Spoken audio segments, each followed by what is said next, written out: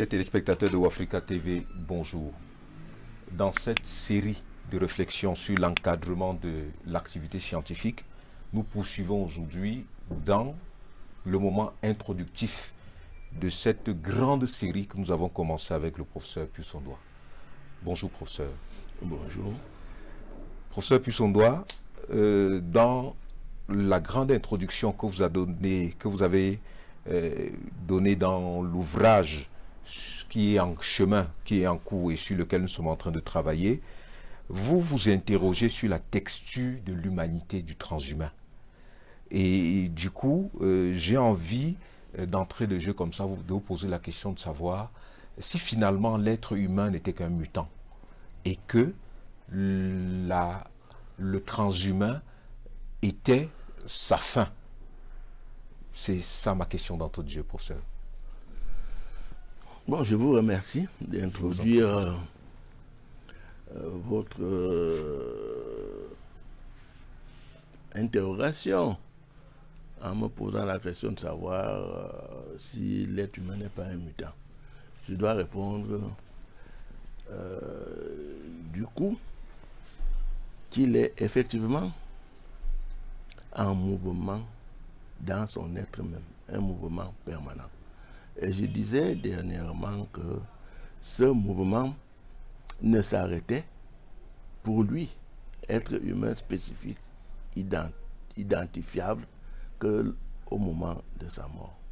Alors, être mutant, être en mouvement, en changement permanent, qu'est-ce que cela veut dire?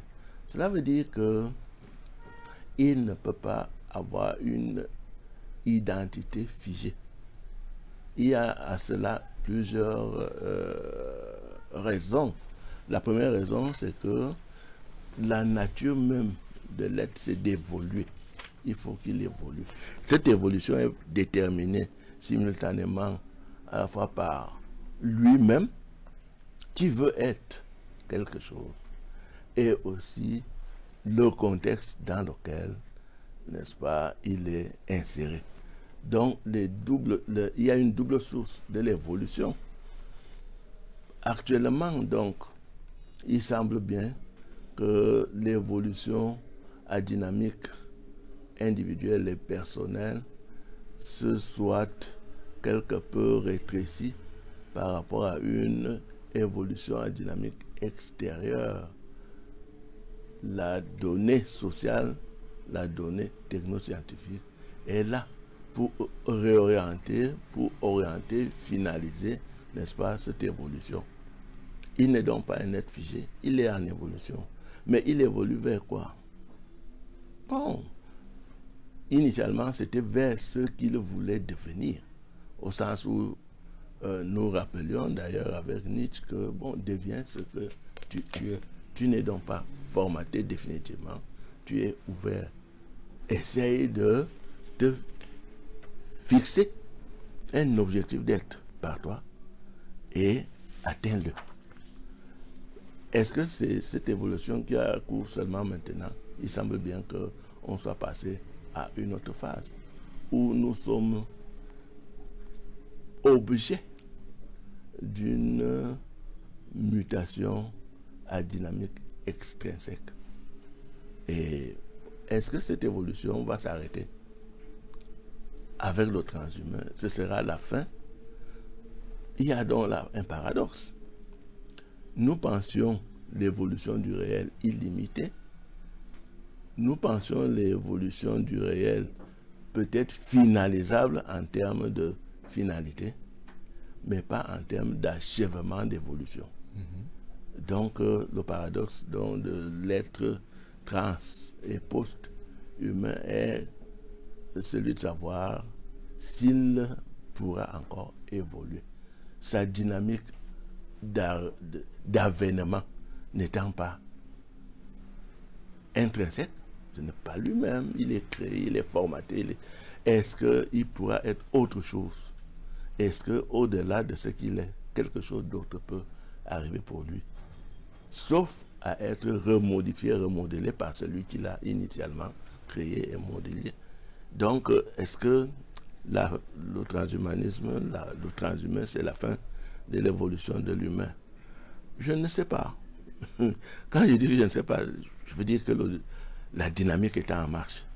L'idée qu'elle s'arrête ne me paraît pas pertinente pour l'instant. Parce que, et c'est là que nous revenons à une certaine aporie, si ça s'arrête pourquoi? Alors que la nouvelle dynamique est mise en marche par celui qui est là et qui continue à impulser. Ça va s'arrêter, mais après l'arrêt, qu'est-ce qu'il y a? Donc, la notion de fin comme achèvement, je ne l'admets que très peu par rapport à la notion de fin comme finalité, comme finalisation. Et je ne crois pas qu'on puisse adopter la notion de fin comme finalisation et penser à un arrêt. On ne peut pas finaliser l'arrêt. Il y a là une aporie. Professeur, est-ce qu'on peut imaginer cette mutation vers un changement de nature? Et du coup, si on parle de changement de nature, toutes les valeurs qu'on a emmagasinées, j'ai envie de dire ça comme ça, ou bien toutes les valeurs acquises jusqu'ici seraient peut-être pas à botter en touche, mais à remettre en doute et à envisager l'être humain dans sa nouvelle nature. Bon. Et du coup, j'avance un peu, et on pourrait imaginer l'être humain comme un non créé. Non créé. Effectivement, bon, il y en a qui n'adoptent pas la thèse créationniste, par exemple. Il y en a beaucoup. Bon, mais l'être humain ne peut pas être autre chose que l'auto-créé.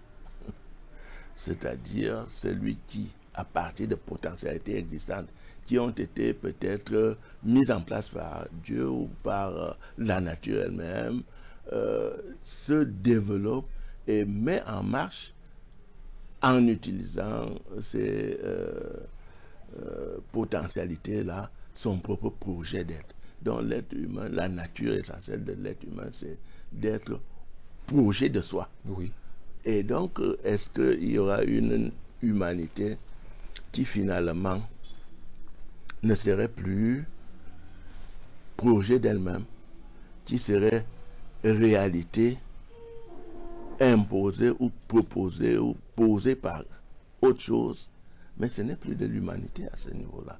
Si nous posons que c'est l'autocréation, la réalisation de son propre projet d'être à partir des déterminations des circonstances, si on le pose ainsi, à ce niveau-là, il me semble que ce soit difficile de penser que une autre nature humaine émergera qui ne soit pas autocréatrice d'elle-même sur la base des conditions et des contingences.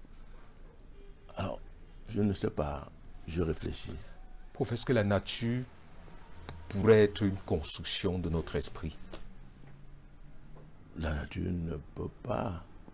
La nature de l'homme. La nature de l'homme. Qu'on se soit dit peut-être paresseusement, en se disant, bon, on pose des postulats d'existence et on imagine qu'on a une nature. Du coup, on imagine qu'il y a un Dieu qui serait le début et un Dieu qui serait la fin. La science aujourd'hui, dans son avancement, a donné, je ne parlerai pas de responsabilité, a donné plus d'autonomie à l'individu, même si dans cette autonomie-là, on ne voit on ne peut fonder en raison ni le début, ni la fin, mais on voit quand même un être humain en action qui désormais s'auto-prend en charge pour aller où? C'est peut-être aux philosophes de nous répondre. Bon, nous avons déjà eu à examiner deux types ou deux apories. L'aporie de l'origine, celle de la fin. Oui. Par rapport à l'origine, d'où est-ce que cet être humain sort? Est-il le simple produit d'une évolution à impulsion extérieure mise en marche par un Dieu, la question se pose.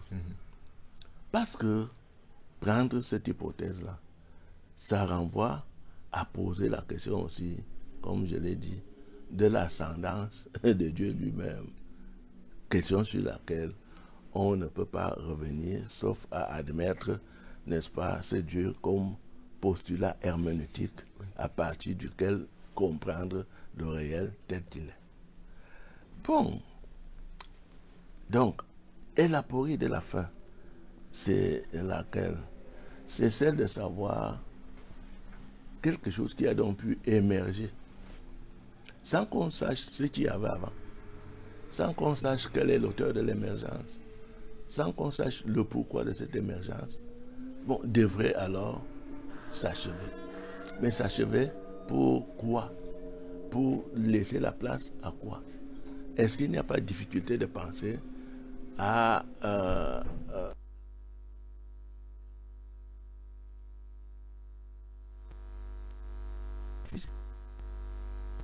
imaginez cela. Donc voilà une aporie. Bon, je me dis qu'à ce niveau-là, on se situe dans une trajectoire.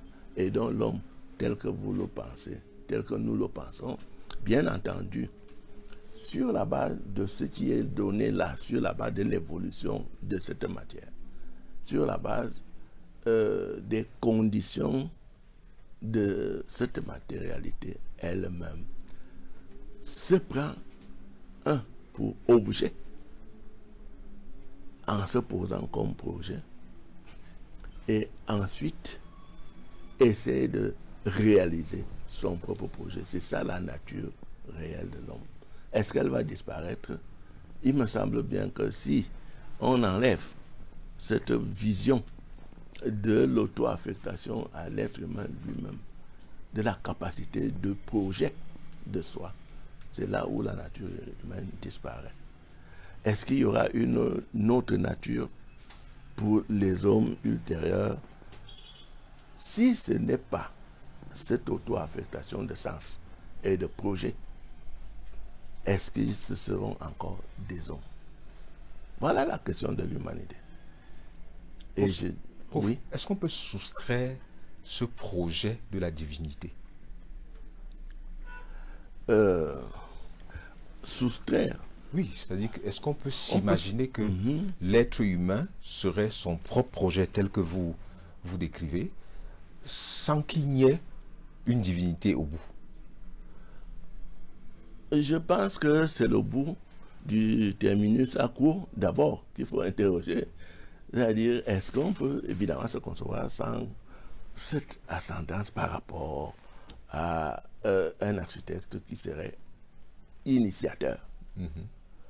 Bon, je vous ai déjà dit que certains postulent qu'il n'y a pas pareil architecte et qu'ils préfèrent s'assumer eux-mêmes en tant qu'initiateur de ce projet. Mais il y a aussi le terminus ad quem, c'est-à-dire quand on veut donc supprimer ab initio, c'est-à-dire le début, cette présence divine.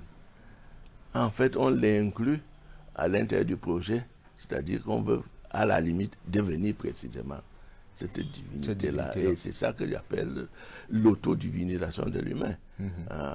Bon, est-ce que cela est tout à fait possible de devenir Dieu? Bon, vous savez que les religions sont là, qui ne nous enseignent pas qu'on devienne effectivement Dieu, mais que on essaie de cheminer vers une similitude plus ou moins rapprochante par rapport à Dieu, sans pour autant devenir Dieu du soi-même. Oui. Donc la distance est toujours là. Donc il y a double distance dès le départ. Pourquoi je suis là? Et ça a toujours été à l'origine, la question de l'origine. Pourquoi et comment? Et comment penser que cette horloge existe et qu'il n'y ait pas d'horloger? Comment on le pensait? Et ça, c'est, je crois, Voltaire qui l'avait formulé ainsi. Mais maintenant aussi, comment finir? Comment s'achever? Comment être en achèvement? En dehors d'un itinéraire qu'aurait peut-être tracé cette transcendance initiale ou initiatrice. Et comment devenir transcendance initiatrice, initiant son propre mouvement d'émergence, mais initiant aussi sa propre fin. Il y a là encore un autre problème. Oui.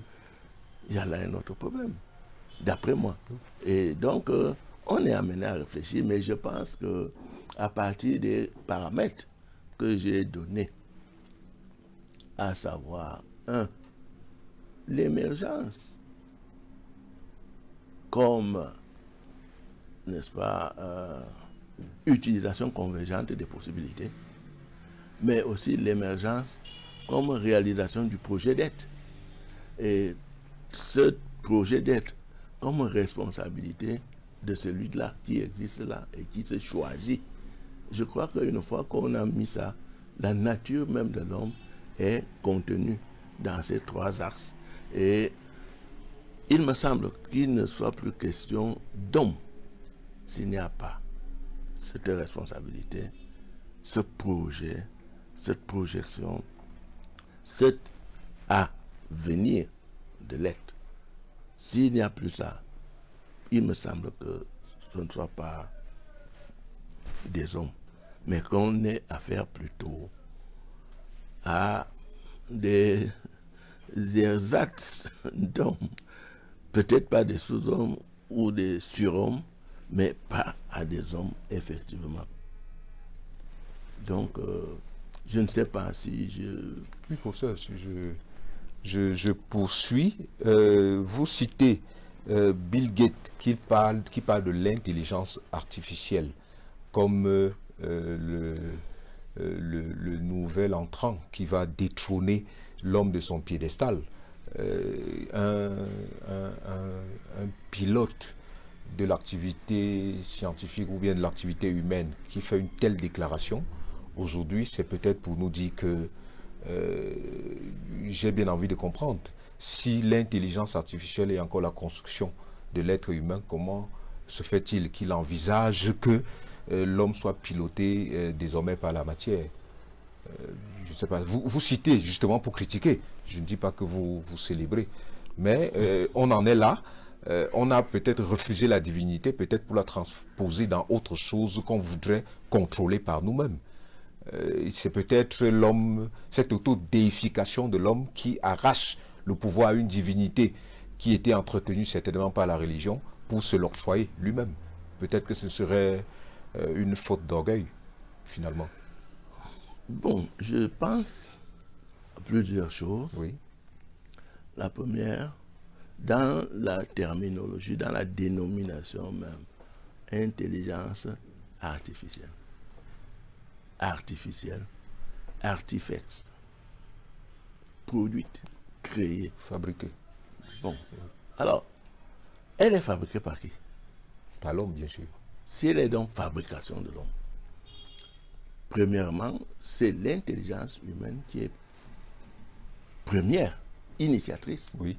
Deuxièmement, cette intelligence de l'homme affecte à cette nouvelle intelligence peut-être des créneaux qui sont de plus en plus ciblés, de plus en plus forts, de plus en plus pertinents, de plus en plus percutants, au point où il y a désormais une peur que cette intelligence créée ne vienne détrôner le créateur de l'intelligence.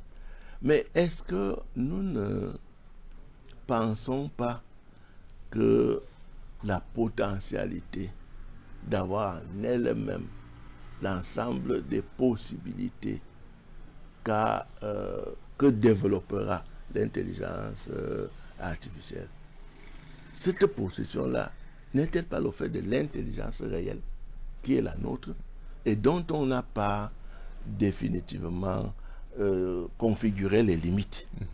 Est-ce que la limite de l'intelligence humaine ne sera pas à la fois de créer une intelligence artificielle forte qui peut prétendre remplacer l'intelligence humaine, sans que ce soit réellement possible. Parce qu'il sera toujours de la dynamique de l'intelligence humaine de créer sans que ce soit de la dynamique de l'intelligence artificielle de s'auto-créer.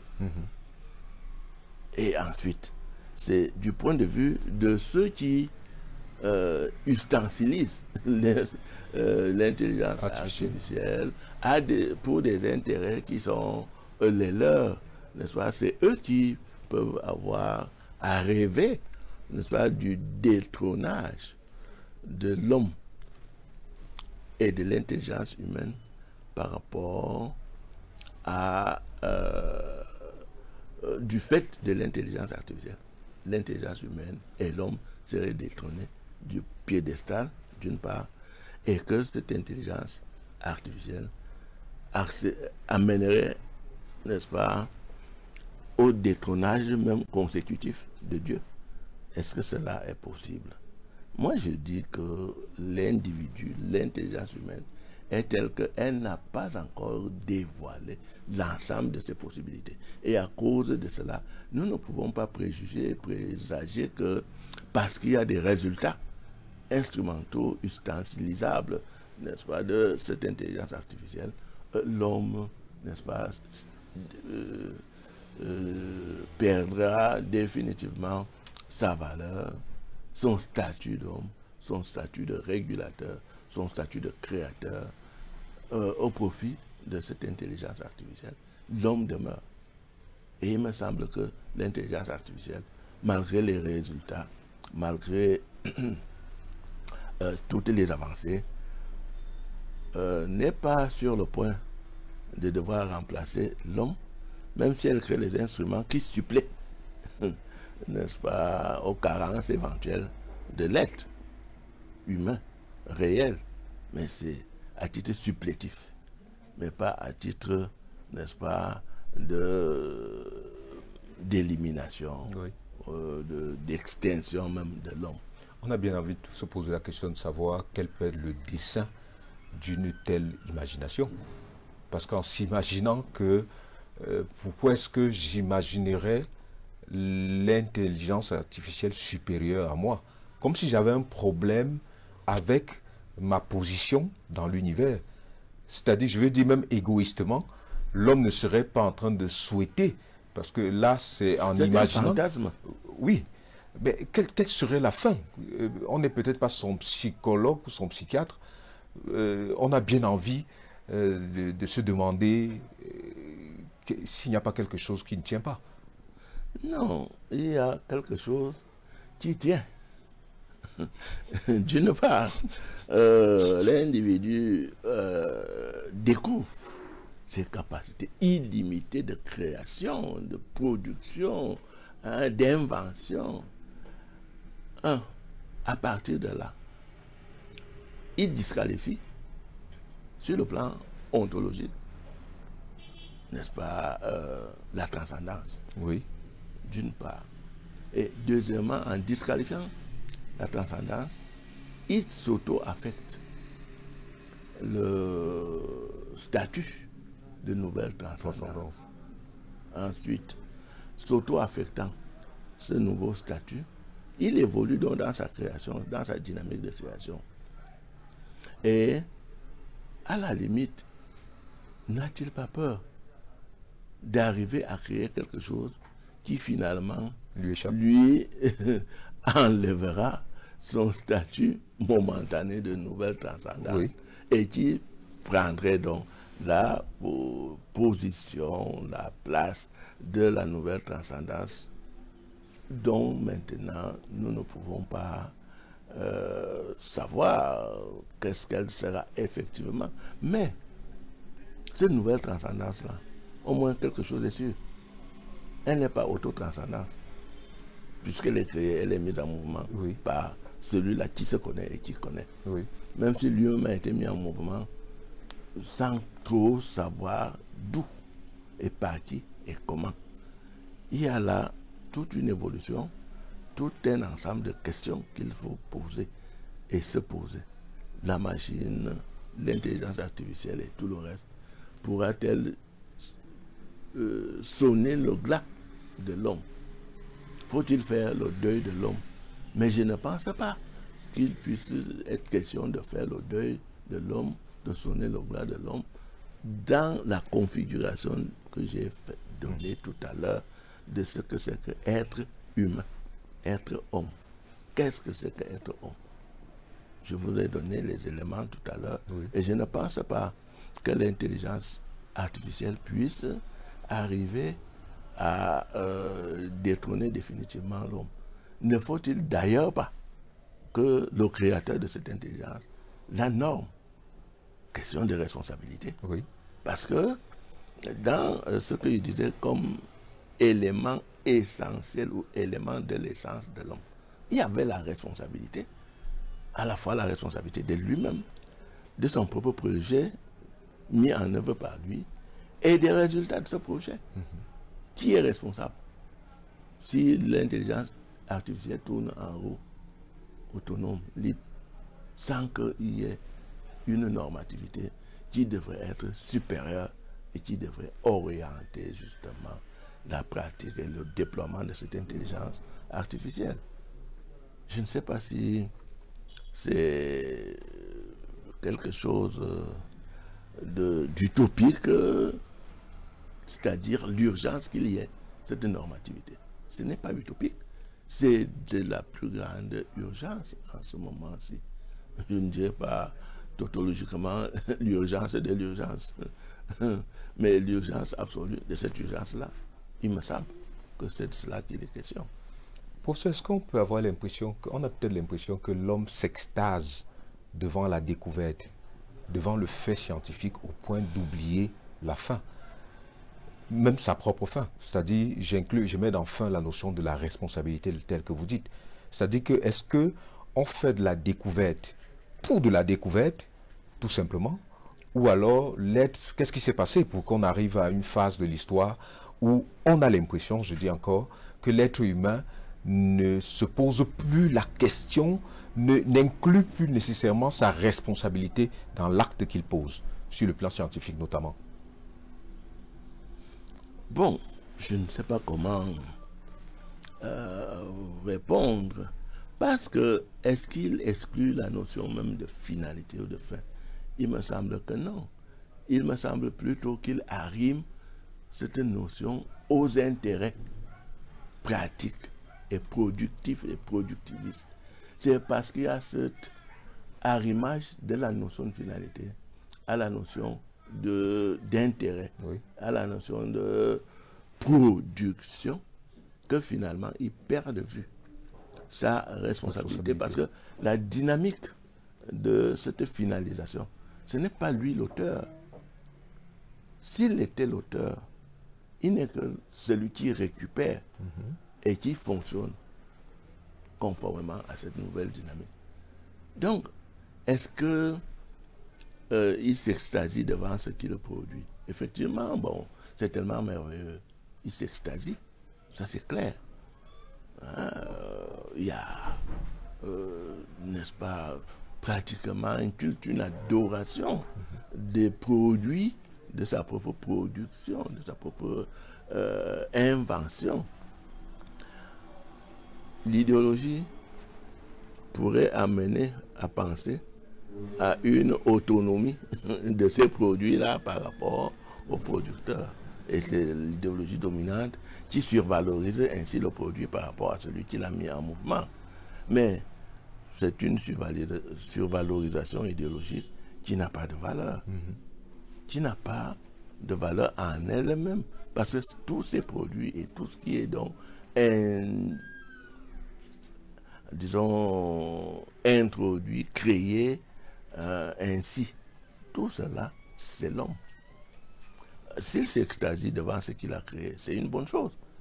Parce que, bon, je ne voudrais pas revenir un peu au premier chapitre de la Genèse. Lorsque, à chaque jour que Dieu créait, bon, il vit que cela était bon. Mais alors, vous-même qui créez aujourd'hui, mais oui, vous voyez que cela est bon. C'est peut-être l'attitude de Dieu qui a été empruntée. Mais oui, voler. Il a vu que cela était bon par rapport à son propre projet de mettre cela à l'existence. Bon, nous voyons que c'est bon, ça peut être très bon par rapport à notre propre projet, mais notre propre projet, c'est lequel? Quand vous avez comme projet, et nous avons discuté de cela il y a 3 jours, il y a 4 jours, bon, si le projet, c'est celui de la détention de la puissance maximale, non pas seulement de créer l'intelligence artificielle, l'intelligence tout court, la science, la technoscience, mais c'est aussi la détention de la puissance maximale d'éliminer à la fois les autres et aussi possiblement soi-même. Alors on doit s'extasier. Ne doit-on pas plutôt redouter cela?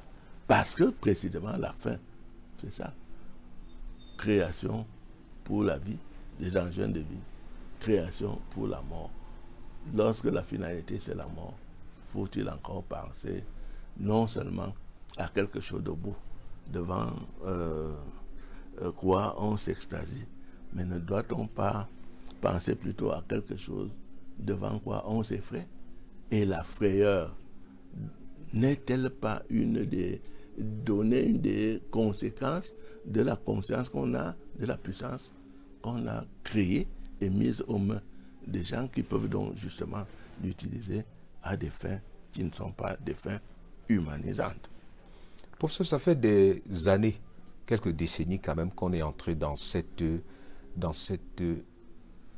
processus d'invention face auquel l'inventeur ou bien celui qui pilote l'invention s'extasie, et nous, j'ai envie de dire nous avec, puisque ça continue.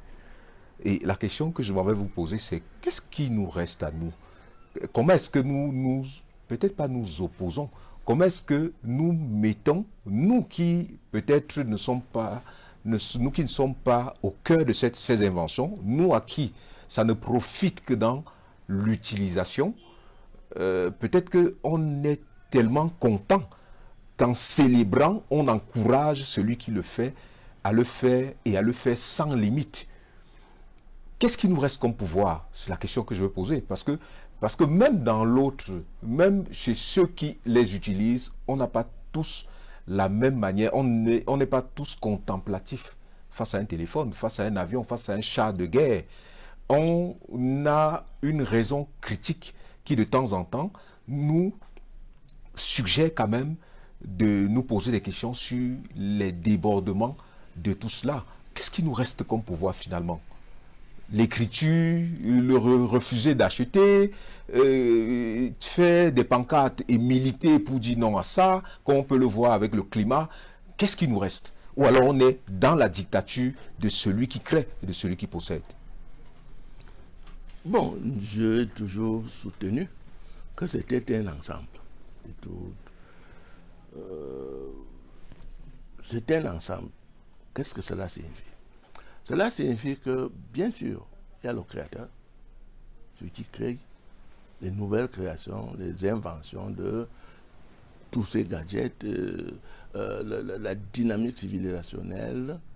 Il y a, n'est-ce pas, l'invention, il y a l'intérêt de l'invention, et il y a l'appui à l'invention en fonction de l'intérêt, et effectivement aussi toute une pratique de dissémination, n'est-ce pas, du créé pour qu'il soit utilisé, consommé, célébré précisément, sans distanciation par rapport à cela. Alors, qu'est-ce qui nous reste? Vous voyez bien que la première chose, c'est qu'on essaie de dissoudre la conscience critique, la possibilité d'interroger même ce qui est donc ainsi créé. Qu'on le prend donc comme vérité absolue, comme bien absolu, il y a donc l'absolutisation de ce qui est ainsi créé. Et il ne reste plus grand-chose à partir du moment où il y a la dissolution de l'esprit critique, de l'esprit de prise de distance. Hein. Or, la philosophie, par exemple, elle est la mesure critique de la distance qui existe entre ce qui est et ce qui devrait être. Or, si cette distance critique se trouve dissoute, enfin, disons, la conscience de cette distance est dissoute, il y a un problème. Ensuite, ce n'est pas... c'est une lutte idéologique qui est en jeu. Hein. Refuser. Vous voyez, bon, dès qu'on dit, bon, voilà des gens qui refusent le développement. Vous ne savez pas que ça renvoie à toute une lutte idéologique, c'est-à-dire à imposer la typologie de ce développement-là et à dire, voilà, ceux qui mettent en cause là, mais ils sont anti-développement, ils sont anti-progrès, ils sont anti... Mais c'est une conscience qui est fermée et qu'on enferme. Elle est formée, elle est formatée, on l'enferme à l'intérieur d'une critériologie sur laquelle on n'accepte même plus la distance, la remise en cause. Alors, qu'est-ce qui nous reste? Vous demandiez, est-ce qu'on peut dire qu'il ne nous reste plus que les pancartes, mais il y a d'abord la question de l'interrogation dès le départ, à savoir ceci qu'il faut créer. Pourquoi? En quoi cela va consister? Et quel est le statut et la place de l'homme dans cela? Deuxièmement, nous avons vu que ce n'est plus seulement l'individu suffisamment formaté lui-même pour pouvoir porter cette conscience critique-là et la mettre en mouvement. C'est la consensualité, ce qui doit être créé, ce vers quoi cheminer. Ça devrait être l'objet de débat. Oui. Hein? Et que ceux qui sont en charge de gérer l'émergence sociale globale devraient prendre en charge tel ou tel élément, telle ou telle donnée et se poser les questions. Et il est question en ce moment-là, soit non pas de refuser la dynamique créative, mais de la normer. Hein? Il y a des possibilités que j'appelais les possibilités technoscientifiques qu'il faudrait préférer. Il y a d'autres qu'il faudrait différer. Il y a d'autres auxquels il faudrait peut-être renoncer. Mais le critère de renonciation, le critère de préférence, le critère de différement, ça ne peut et ça ne doit être que la valeur de l'homme, ou plutôt l'homme posé comme valeur absolue. Alors, l'urgence absolue, le maintien de la conscience critique, le maintien de la possibilité de la remise en cause. Mais, vous voyez très bien la corrosion de la puissance économique, de la puissance matérielle qui corrompt les consciences et qui manipule. Ça fait partie de la lutte idéologique qui, l'idéologie cherchant à imposer ou à s'imposer de manière absolue et sans acceptation possible de la moindre critique. Et donc, première chose, maintenir, éveiller la conscience critique, la possibilité de la remise en cause. Mais la réalité s'enferme et vous enferme. Il y a donc là quelque chose de tout à fait important. Deuxièmement, si la conscience critique est maintenue, il faut la disséminer.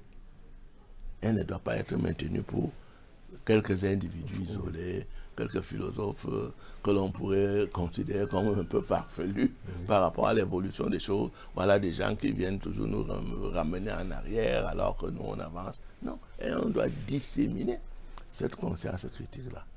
Et ce n'est pas la chose du monde la plus aisée. Et troisièmement, les objectifs et finalités qu'on affecte à ce processus créatif ne doivent-ils pas être l'objet du débat en consensualité tel que j'ai toujours parlé, n'est-ce pas, de consensus à faire émerger par rapport à ce qui finalement, une fois créé, détermine notre existence effective et notre devenir. Il y a là beaucoup de choses.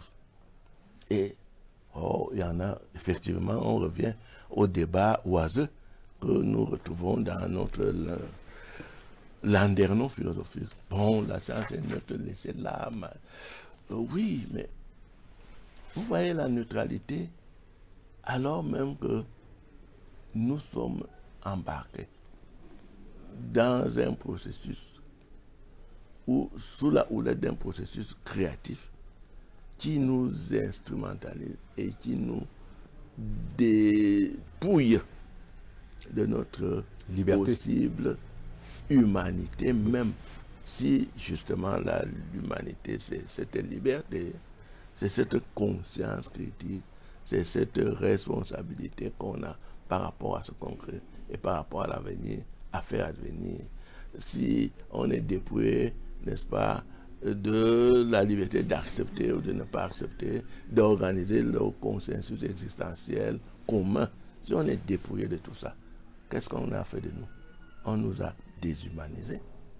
Et la civilisation pourrait être déshumanisante une fois qu'elle peut dépouiller les êtres humains de toutes ces caractéristiques qui sont pour moi l'essence même de l'humain. Et s'il y avait des êtres sans ces caractéristiques, pour moi, ils ne sont pas humains. Et c'est tout à fait simple. Tout à fait simple. Professeur, vous parlez d'un contrôle éthique. Vous postulez pour un contrôle éthique de l'activité scientifique. Maintenant, en imaginant la faisabilité de ce contrôle éthique, est-ce qu'on peut l'imaginer, on doit l'imaginer de dedans ou alors peut-être du dehors? Quand je dis du dedans, je veux dire parmi les chercheurs.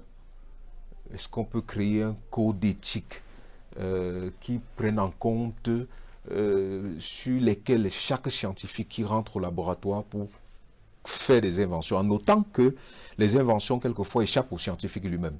C'est-à-dire que on va pour chercher à créer un crayon à billes, finalement on crée plutôt, on découvre que telle autre chose est possible. Est-ce que tout ça ne fait pas que, même en mettant un code éthique en place, la science, ou bien que tout ça ne fait pas qu'en mettant un code éthique en place, on détruirait la spontanéité de la découverte scientifique? Bon, il y a plusieurs aspects. Premièrement, la notion de spontanéité. Oui, la créativité scientifique peut être d'origine spontanée chez le chercheur. Mais il y a de plus en plus aussi, n'est-ce pas, indication, donc fin de la spontanéité en tant que telle, mais indication de ce vers quoi cheminer, de ce qu'il faut créer. Mais à partir du moment où il y a indication, cela signifie que l'éthicité en fonction de laquelle gérer et la spontanéité et les intérêts qu'on demande de mettre en marche, cette éthicité-là, elle est d'origine, disons, valorielle, d'accord, elle est de nature valorielle, mais c'est celui qui crée même, qui doit la déployer. Donc il faudrait un minimum éthique du scientifique. Oui, professeur, oui. Et de la globalité des scientifiques, l'environnement, d'accord. Deuxièmement, et aussi un minimum éthique de ceux qui influent sur la créativité. Bon, est-ce que donc il ne devrait pas y avoir des instances de contrôle? Mais ces instances de contrôle qui seraient spécialisées par typologie de création devraient pouvoir être orientées vers le même objectif, c'est-à-dire l'homme. Alors, vous comprenez que ça devient difficile lorsque ce sont les intérêts qui prédominent. Oui. Qui c'est qui peut écouter la voix éthique lorsque l'intérêt économique, politique, idéologique et de puissance et de domination, lorsque cet intérêt-là est en jeu, que peut l'éthique? Que peut l'éthique? Et pourtant, il faut de l'éthique. Il faut arrimer tout ce processus à des valeurs. Ce qui veut dire que vous voyez très bien que la domination est en marche. Elle est là et elle enferme le réel à l'intérieur des intérêts de production. Et ces intérêts-là, comment faire pour renoncer? Il y avait, je crois que c'est Georges Bastide qui parle d'une nouvelle éthique civilisationnelle. Mais comment la mettre en marche? On dira, oh ben, il rêve. Je crois que je ne suis pas le seul rêveur alors. Mais justement, c'est une urgence, c'est un impératif, cette nouvelle éthique civilisationnelle. Sinon, on va droit vers le mur. Et si on va vers le mur, comment rester sereinement alors qu'on est en train de piloter pour aller contre l'obstacle et qu'à la fin, il y a fin, c'est-à-dire catastrophe. Comment? Il me semble que la philosophie morale et politique a beaucoup à dire, beaucoup à faire, à réfléchir sur le réel, à réfléchir sur les tendances, l'attente de ce réel, à réfléchir sur les objectifs et les finalités qu'on impose à ce réel. Si nous ne le faisons pas, ben on aura échoué. Professeur, dans la guerre des intelligences, Laurent Alexandre, qui parle de QI, pense qu'il faut niveler les QI. Il pense que justement, cette action-là devrait être l'action des prochaines décennies. Peut-être parce que pour lui, nous ne percevons pas la science de la même manière, parce que nous n'avons peut-être pas les mêmes niveaux de QI. Qu'est-ce que vous en pensez? Ce sera la dernière question. Oh. Ben, elle peut toujours ouvrir à d'autres. Tout à fait. Puisque les échanges continuent. Oui, les échanges continuent. Mais disons que le nivellement des QI, qu'est-ce que cela veut dire? Rattraper les QI les plus élevés pour que tout le monde ait dans le même niveau. C'est ça le nivellement. Oui. Parce que, évidemment, on ne peut pas penser au cheminement contraire. Bon, oui. Puisque le QI le plus élevé, c'est celui-là qui permet précisément donc, la créativité, l'émergence, le saut vers l'avenir. Pour quelqu'un qui vit à Paris, est-ce que c'est le même QI pour le pygmée, par exemple, ou pour l'homme naturel qui résout à partir de son intelligence l'ensemble des problèmes qui sont les siens? Je pose à lui. Alors, le QI, a-t-il c'est quelle valeur absolue? Je n'en sais rien. Niveler les QI, bon, maintenant, on affecte à l'utilisation de cette intelligence qu'on a, n'est-ce pas, dont on a déterminé le quotient. Oui. On affecte quelle finalité? Or, c'est une façon de dire amenons tout le monde à être capable de voir le monde tel que nous le voyons. Amenons tout le monde à accepter les paramètres, les intérêts et les projets. Et ceux qui sont donc à ramener au plus haut sont des gens dont qu'il faudrait absolument disons, dont il faudrait éteindre la spécificité pour leur donner une spécificité nouvelle. De manière à ce qu'ils perdent la raison critique dont vous parliez tout à l'heure. Mais bien sûr, non seulement cela, de manière à ce que, assumant globalement ce qui est dit et fait, ils soient des serviteurs absolument de l'idéologie dominante, sans avoir à la remettre possiblement en cause.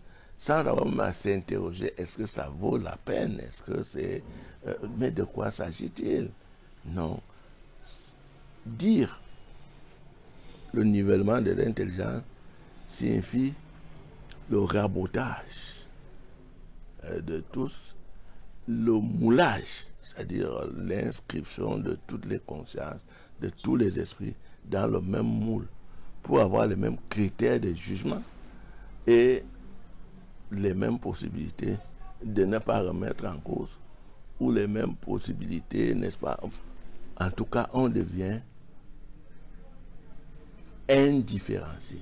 C'est l'extinction des différences parce qu'on a été totalement assimilé, on a été éteint dans la spécificité. Alors, quelle identité de tous dans l'indifférenciation? Il y a là une question de fond. Et comment pense-t-il donc maintenir l'identité de chacun alors qu'on a ramené tous n'est-ce pas, à avoir le même QI, la même vision des choses, le même intérêt à défendre, la même modalité de gestion, les mêmes conditions de vie? Il y a un problème. La liberté qui définissait auparavant l'être humain, qui faisait l'humanité, aurait donc disparu tout simplement. Non, elle sera, on peut dire, anesthésiée, vaccinée. Et donc, le vaccin contre la liberté, c'est celui-là. L'anesthésie générale de la pensée, de la conscience, c'est là. Et donc, nous sommes véritablement en danger. On est en danger avec des positions comme celle-là. Parce qu'il nous reste au moins cette capacité de nous interroger, à savoir, qui serons-nous alors? Quel homme vais-je devenir? Et cette question était déjà posée par quelqu'un comme Lucien Serve dans la critique de la raison bioéthique depuis les années 87-90. Quel homme devrais-je être? Serais-je l'homme du présent déstructuré, l'homme de l'avenir restructuré, configuré en fonction de quoi? Est-ce encore en fonction de l'auto-projection et de l'auto-réalisation en termes libres et responsables? Chers téléspectateurs, c'est passionnant tout cela. L'idée, c'est pas de nous rendre pessimistes par rapport à l'avenir de l'humanité, mais davantage de nous aider à nous poser de vraies questions pour que nous soyons capables de rentrer dans le jeu en ayant une liberté individuelle capable d'autocritique, capable d'avoir de la rétention qu'il faut par rapport aux objets, aux ustensiles, pour utiliser un terme un peu léger, que la science nous offre, toujours en toute responsabilité. Nous vous retrouvons très bientôt sur Africa TV et nous remercions grandement le professeur pour cet échange. Merci, professeur. Je vous remercie de me donner la possibilité, enfin la tribune, pour dire un peu ce que je pense et rectifier les lectures insuffisantes et quelquefois malsaines de ce que j'ai produit auparavant et qui n'aura peut-être pas été suffisamment bien compris. Voilà, merci infiniment, professeur. Merci. Chers téléspectateurs, n'oubliez pas de vous abonner.